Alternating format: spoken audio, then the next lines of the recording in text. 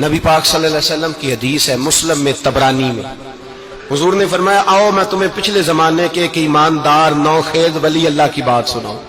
پچھلے زمانے حضور نے فرمایا پچھلے زمانے میں ایک بادشاہ جادو کے زور پہ حکومت کرتا تھا۔ جادوگر بوڑھا ہو گیا تو کہنے لگا بادشاہ کوئی نوجوان میرے پاس بھیج دے، اب میں بوڑھا ہو گیا ہوں، میرا پتہ کوئی نہیں کب مر جاؤں۔ ایک نوجوان کی ڈیوٹی لگائی، بڑا زیرک سمجھدار، اپنے رعایا میں سے چن کے جو ذہین فطرت مزاج بچہ تھا وہ اس نے لگایا۔ اللہ کے محبوب علیہ الصلوۃ والسلام فرماتے ہیں بچہ جادو سیکھنے لگا، وقت گزرنے لگا۔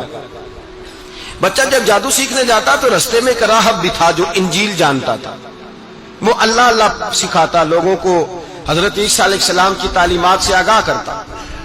اس نے دیکھا کہ یہاں بھی لوگ اکٹھے ہیں تو وہ بچہ اس راہب کے پاس بھی اٹھنے بیٹھنے لگا۔ اب جب اس کے ساتھ اس کی گفتگو بڑھنے لگی تو اس کو باتوں میں لذت آنے لگی۔ اس نے راہب نے پوچھا کہ تو کون ہے اور کس طرح سے آیا ہے، کیا تیرا معاملہ ہے؟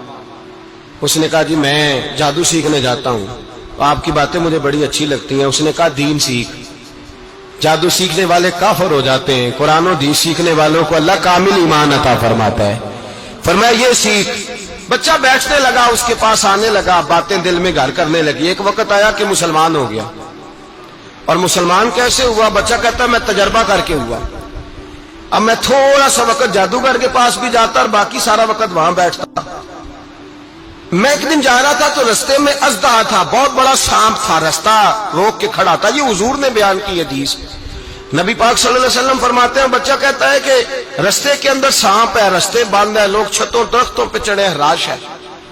کہتے چھوٹا سا روڑا میں نے اٹھایا تو میں نے کہا اللہ اگر جادوگر سچا ہے تو اسے مار دے۔ چھوٹا سا روڑا میں نے پھینکا، اژدہا کوئی نہ مرا۔ پھر چھوٹا روڑا اٹھایا، میں نے کہا اللہ اگر وہ عالم سچا ہے تو اسے مار دے۔ اب جب میں نے روڑا مارا تو اژدہا مر گیا۔ میرے اندر سے گواہی آئی نہیں دین کی باتیں سچی ہیں، نہیں قرآن کی باتیں اسلام سمجھانے کے لیے عرض کر رہا ہوں، اگرچہ اس دور میں انجیل تھی، اللہ رسول کی باتیں اچھی ہیں۔ کہتے میں مسلمان ہو گیا، اب میں نے راہب کے پاس ہی رہنا شروع کر دیا، جادوگر کے پاس چھوڑ دیا اس بچے نے آنا۔ بادشاہ پوچھتا کہاں زیادہ وقت گزارتے ہو تو بات گول کر دیتا، وقت تیزی سے بڑھنے لگا۔ اللہ نے اس نوجوان میں طاقت پیدا کر دی، اب وہ اس کے اندر نا اللہ نے توانائی روحانیت پیدا کر دی، ابھی جوان ہے، 14-15 سال عمر ہے۔ اللہ نے اب جو بیمار بھی آتا وہ دعا کرتا تو اللہ صحت عطا کر دیتا، جو بھی آتا۔ بادشاہ کا ایک درباری تھا، بادشاہ کو پنکھا جلتا تھا، وہ اندھا ہو گیا، کوئی ایسی تکلیف آئی کہ نابینا ہو گیا، بڑے علاج کرائے شفا نہیں ہوئی۔ کسی نے اس بچے کا پتہ بتایا کانوں میں، اس کے پاس گیا تو بچہ کہنے لگا شفا تو ہو جائے گی پر کلمہ پڑھنا پڑے گا، مسلمان ہونا پڑے گا، جس پیغمبر کا میں غلام ہوں تجھے بھی بننا پڑے گا، دین پہ عمل کرنا پڑے گا، اللہ شفا دیتا ہے۔ اس نے کہا تو مجھے کلمہ پڑھا، مجھے شفا دے، میں تیار ہوں۔ اس نے کہا شفا تو اللہ دیتا ہے۔ اس نے اللہ تبارک و تعالیٰ کا ذکر کر کے دعا مانگی، یہ مسلم شریف میں حدیث ہے، طبرانی میں موجود ہے۔ اللہ نے اسے شفا دی، اس نے کلمہ پڑھنا شروع کر دیا۔ یہاں ایک نقطہ لکھا ہے ہمارے علماء نے، کہتے ہیں جب اللہ ولایت عطا کرتا ہے نا تو یہ سفید بالوں والے کا حصہ نہیں ہوتی۔ اگر جوانی میں کوئی آدمی توبہ کر کے تصوف کے راستے پہ چلتا ہے تو سب سے زیادہ ولایت اللہ اسے عطا فرماتا ہے، سب سے زیادہ ولایت اس کے پاس ہوتی ہے۔ ابھی اس کے بال کالے ہیں، چڑھتی جوانی ہے، دعا کی تو اللہ نے، اور حدیث پاک میں موجود ہے کوڑے آتے تو شفا یاب ہو جاتے، اندھے آتے تو شفا یاب، برس والے آتے تو اللہ سے دے۔ جوان ہے آدمی جس کی آنکھیں ٹھیک ہوئی تھی، بادشاہ نے پوچھا کہ کیسے شفا ملی تو کہنے لگا میرے رب نے شفا دی ہے۔ بادشاہ سجدے کراتا تھا، اپنے آپ کو منواتا تھا معاذ اللہ، کہنے لگا میرے علاوہ کون رب ہے؟ اس نے کہا وہی رب ہے جس نے تجھے پیدا کیا ہے، اور وہی رب ہے جس نے مجھ اندھے کو آنکھیں دی ہیں، وہی ہے میرا مالک۔ کہا اچھا تو مجھے نہیں مانتا؟ کہا نہیں میں اپنے رب کو مانتا ہوں۔ بادشاہ نے اسے سزا دی، ستایا، اس نے بچے کا پتہ بتایا، پھر بچے کو بلا کے ستایا تو اس راہب کا پتہ بتایا، راہب بھی قتل ہو گیا، نابینا بھی قتل ہو گیا۔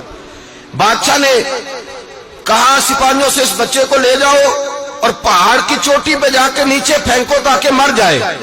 بچہ پہاڑ کی چوٹی پہ گیا تو ہاتھ اٹھا کے کہنے لگا یا اللہ میرے لیے نہیں اپنے لیے، میرے لیے نہیں اپنے لیے انہیں اپنی قدرت کے جلوے دکھا، میرے لیے نہیں اللہ کے بندے اپنی جان بچانے کی دعائیں نہیں مانگتے، اپنے لیے انہیں اپنی قدرت کے جلوے دکھا یہ دعا مانگی، جتنے لوگ ساتھ آئے تھے وہ سارے زمین پہ گرے اور سب مر گئے، پہاڑ سے گر کے مر گئے۔ بچہ واپس سیدھا بادشاہ کے پاس کہنے لگا لو بھائی میرے رب نے مجھے بچا لیا ہے۔ جوان کا ایمان دیکھو، میرے رب نے مجھے، بولو میرے اللہ نے مجھے ایمان کی گواہی دے رہا، میں بچ گیا ہوں، تو جھوٹا ہے، میرا رب سچا ہے۔ اس نے کہا لے جاؤ اس کو دریا میں، کشتی میں بٹھاؤ، بیچ دریا کے جا کے دھکا دے دو۔ بیٹھے کشتی میں، دریا کے بیچ گئے، اور جب جا کے وہاں اس کو دھکا دینے لگے تو اس نے کہا اللہ میرے لیے نہیں اپنے لیے، انہیں اپنی قدرت کے جلوے دکھا۔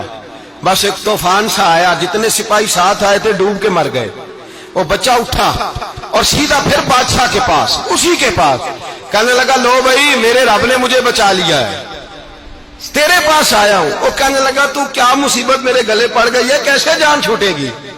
تو بچہ کہنے لگا اگر تو مجھے باندھے درخت کے ساتھ اور سارے ملک کو بلائے، لوگوں کو اکٹھا کرے، پھر تو مجھے تیر مارنا، میں تجھے بتاؤں گا کیسے مارنا ہے، میں مر جاؤں گا۔